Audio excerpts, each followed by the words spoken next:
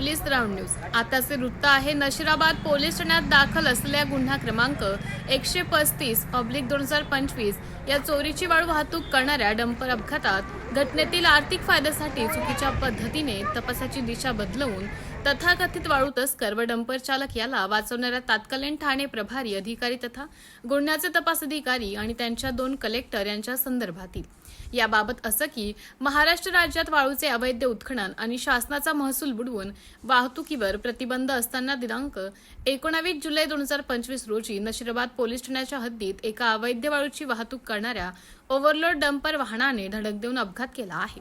या अपघातात एका 19 वर्षीय तरुणाचा प्राण गेला आहे. अशा गंभीर घटनेतील वाळू तस्कराला फौजदारी गुन्ह्यातून व त्याच्या वाहनाला महसुलाच्या दंडात्मक कारवाईतून वाचवण्यासाठी तत्कालीन पोलीस ठाणे प्रभारी व तपास अधिकारी आसाराम मनोरे यांनी पोलीस खात्यात असल्याने व त्यांना कायद्याचे परिपूर्ण ज्ञान असल्याने पुरेपूर वापर करून आर्थिक फायद्यासाठी संबंधित वाळू तस्कर तथा डंपर मालक यांना वाचवलं आहे.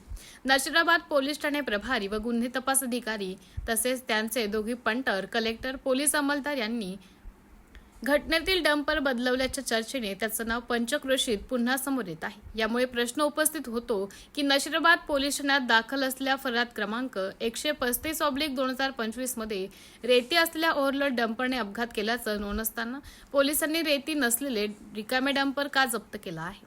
गुन्हा दाखल असलेला क्रमांक 135/2025 मध्ये जप्त केलेले डंपरची मुद्देमाल डायरीत नोंद का केली नसेल. सदर अपघात गुन्ह्यातील जप्त केलेल्या डंपरमधील रेती कुठे गेली याची चौकशी का केली नाही. अपघात घटनेतील वाहन अवैध रेतीची वाहतूक करत होते तर याबाबत महसूल व परिवहन विभागाला कारवाई करता का कळवले नाही. पोलीस ठाणे आवक जावक रजिस्ट्रेशन मध्ये नोंद का केली गेली नाही. अवैध ओव्हरलोड वाळू भरलेल्या डंपर वाहनाने अपघात केल्याचा फर्यादमध्ये नमूद असताना डंपर वाहन जप्त करताना कर्तव्यावर असलेले पोलीस कर्मचारी अगर अधिकारी यांनी निरसन का केलं गेलं नाही. गुन्हा क्रमांक 135/2025 मध्ये 303 पोटकलम 2 हे चोरीचे कलम न लावून वाळू तस्कराला कशासाठी वाचवले गेले. त्यामागील नशिराबाद पोलिसांचा हेतू काय होता. वाळू भरलेल्या ओव्हरलोड डंपरने अपघात केला. त्या गुन्ह्यातील जप्त केलेला वाळू नसलेल्या रिकाम्या डंपरच्या चालकास ताब्यात घेऊन मान्य न्यायालयासमोर उभे करून त्याचे पोलीस कस्टडी रिमांडमध्ये अपघातात घडलेली घटना डंपरमधील रेती कुठे फेकली अगर विल्हेवाट लावली याची चौकशी का केली गेली नाही. अपघात स्थळावरून डंपर जप्त केले त्याबाबत ताब्यात घेण्यात येणाऱ्या प्रत्यक्षदर्शी साक्षीदार असलेल्या पोलीस अंमलदारांचा जबाब का नोंदवला नाही. तत्कालीन पोलीस अधीक्षक डॉक्टर माहेश्वर रेड्डी यांनी याबाबत तक्रार असताना संबंधित पोलीस अंमलदारांना निलंबित अगर मुख्यालयी जमा का केले नाही.